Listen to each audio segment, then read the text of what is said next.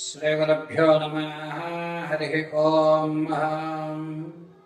ముక్తా విద్రోమహిమనేలదపలచ్చాయి ముఖే స్థిరక్షణేః యుక్తా విందు నిబద్ధనరత్నముకుటాం తత్వార్థవర్ణాత్మికాం గాయత్రీం వరదా అభయామహం పుష్కశం శుభ్రం కపాలాం గదాం శంఖం చక్రమధారవిందయుగలం హస్తే వహం తీం భజే యో దేవ సవిదాస్మాకం ధియో ధర్మధిగోచరః పరారయత్తస్యద్వర్గాస్తద్వరేణ్యముపాస్మహే సర్వం వేదమాత గాయత్రీ కటాక్షఫలసిత్యర్థం.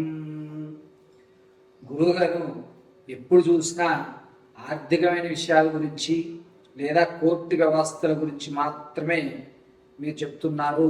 విద్యార్థులకి స్కూల్స్ ప్రారంభమయ్యాయి కాబట్టి కాస్త విద్యలో తక్కువగా ఉన్న వారికి, అదేవిధంగా చదివింది మర్చిపోవడము, ఇది వరకు బాగా చదువుతూ డల్ అయిపోవడము, ఉన్నట్టుండి తను మొత్తం తన యొక్క విజ్ఞానాన్ని అంతటినీ కూడా చాలా తక్కువ స్థాయిలో విడిచిపెట్టి చెడు స్నేహాలకు లోనయ్యి బాగా చదవడే వ్యక్తి సి గ్రేడు డి గ్రేడ్లోకి మారిపోతూ ఈ యొక్క రాశి ప్రభావాల ఫలితంగా ఏమన్నా వీరికి జరుగుతున్నాయా?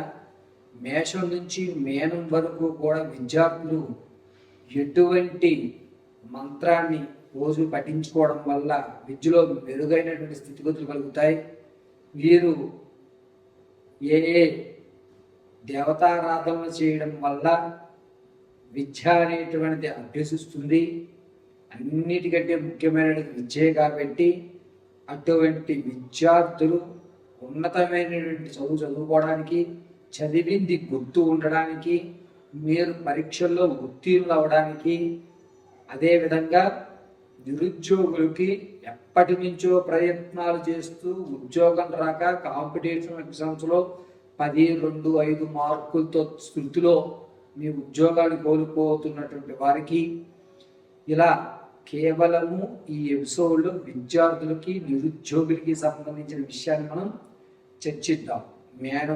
మేషం నుంచి మీనరాశి వరకు కూడా ఏ రాశి వారు ఎటువంటి ఆరాధన చేయాలి, ఎటువంటి నియమాలు పాటిస్తే ఉద్యోగ ప్రాప్తి, అదేవిధంగా విద్య చక్కగా అభ్యసించడం అనేటువంటి పూర్తి విషయాన్ని ఇప్పుడు మనం చర్చించుకుంటూ అసలు విద్యార్థుల్ని ఉన్నతంగా తీర్చిదిద్దాలంటే చదువుని ఎప్పుడు చదువుకోవాలి, ఏ సమయంలో చదువుకోవాలి అనేటువంటి విషయాన్ని కూడా పూర్తిగా మనం చర్చిద్దాం. విద్యార్థులు చదువుకునే టైము తెల్లవారుజామున 5 గంటల నుంచి 6:30లోగా చదువుకోవాలి. ఏ విధంగా చదువుకోవాలి అనేది ప్రతి రాశి వారికి కూడా చదువుకునేటువంటి సమయాన్ని మీకు చెప్పడం జరుగుతుంది. కర్కాటక రాశిలో ఉన్నటువంటి విద్యార్థులకి వచ్చే ఆగస్టు 14వ తారీఖు తర్వాత నుంచి మందగుండితంగా ఏర్పడుతున్నారు. అంటే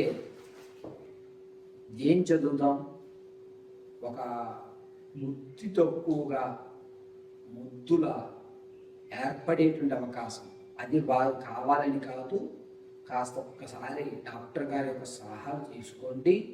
ఉన్నట్టుండి నిద్ర రావడం కానీ, లేకపోతే బద్ధకం ఎక్కువ అవడం కానీ జరిగేటువంటి అవకాశం కర్కాటక రాశి వారికి ఆగస్టు 14 తర్వాత నుంచి ఏర్పడుతుంది. కేవలము శారీరక శ్రమ ఎక్కువైపోతుంది అని ఫీల్ అవుతున్నారు. పైగా ఇంత ప్రెషర్ నేను తట్టుకోలేనని ఫీల్ అయ్యేటువంటి అవకాశం ఏర్పడుతోంది.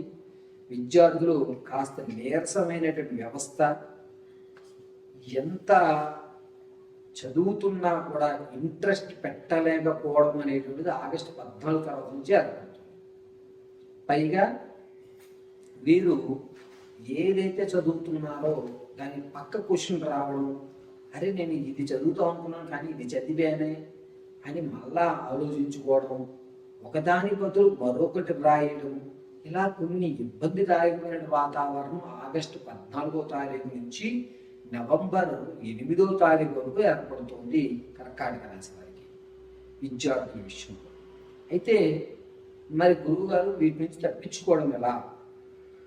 ఈ కర్కాటక రాశి వారు అయిన వెళ్ళి గణపతిని కానీ లేదా మీకు దగ్గరలో ఉన్నటువంటి ఏదన్నా గణపతి దేవాలయంలో 21 గుంజీలు తీస్తూ స్వామివారికి గరిక నైవేద్యం పెట్టి బుధవారం రోజున ఉండ్రాలు నైవేద్యం పెట్టండి. పిల్లాడి పేరు మీద చెప్పుకొని పిల్లాడి నక్షత్రంతో అర్చన చేయించండి. చేసి ఉండ్రాలు నైవేద్యం పెట్టండి. అక్కడ ఉన్నవాళ్ళు కనీసం ఒక 5గురికో 9 మందికో ఆ ఉండ్రాలని పంచి మిగిలిన ఉండ్రాలు పిల్లవాడికి తినిపించండి. ముందుగా మనం నైవేద్యం సమర్పించినటువంటి ప్రసాదం బయట ఒక 5గురికో 9 మందికో పెట్టిన తర్వాతనే మనం స్వీకరించాలి. ఇది గుర్తుపెట్టుకోండి కర్కాటక రాశి నుండి విద్యార్థులు. మీరు మానసికమైనటువంటి ఒత్తిడికి ఎక్కువగా లోనవుతున్నారు కాబట్టి ఒక్కసారి కౌన్సిలింగ్ తీసుకోండి. ప్రతిదీ కూడా జాతకానికి ముడిపెట్టద్దు. ఈ విషయాన్ని కర్కాటక రాశి వారు గుర్తుపెట్టుకోండి. పైగా విద్యార్థుల విషయానికి వచ్చేసరికి వాతావరణం మార్చేశారు. ఈ వాతావరణం మార్చడం వల్ల అంటే ఈ స్కూల్ బాగాలేదని వేరే స్కూల్లో మార్చడం ఇలాంటిది ఏదో వాతావరణం మొత్తం మీద మార్చడం జరుగుతుంది. అలా మార్చడం వల్ల ఆ వాతావరణం వాళ్ళకి సెట్ అయ్యేటువంటి అవకాశం కనిపించట్లేదు. కాబట్టి వాతావరణంలో ఉన్నటువంటి మార్పును లేకపోతే మీరు మార్చిన స్కూల్ యొక్క పరిస్థితులను ఒక్కసారి పరీక్షించుకోండి. ఇది చెప్పదగ్గ సూచన కర్కాటక రాశి నుండి విద్యార్థుల యొక్క తల్లిదండ్రులకి. పైగా ఇంతకు ముందు ఉన్నటువంటి ఎనర్జీ లెవెల్స్ కానీ ఐక్యూ లెవెల్స్ కానీ పిల్లవాడు ఈసారి చూపించేటువంటి అవకాశం ఆగస్టు 14 తర్వాత నుంచి కనిపించడం లేదు. కాబట్టి కొంచెం జాగ్రత్త అనేటువంటిది వహించండి. ఇక నిరుద్యోగుల విషయానికి వస్తే జూలై 14వ తారీఖు నుంచి ఆగస్టు 8వ తారీఖు మధ్యలో ఒక మంచి ఉద్యోగ అవకాశం ఏర్పడుతుంది. కానీ ఆఫర్ లెటర్ అనేటువంటిది అక్టోబర్లో మీకు రిలీజ్ అవుతుంది. మీరు అన్ని పర్ఫెక్ట్గానే రాసే అవకాశం, మీకు ఉద్యోగం ఖచ్చితంగా వస్తుంది. ఒక శుభపరిమాణం. ఆఫర్ లెటర్ మాత్రం వెయిట్ చేయాలి.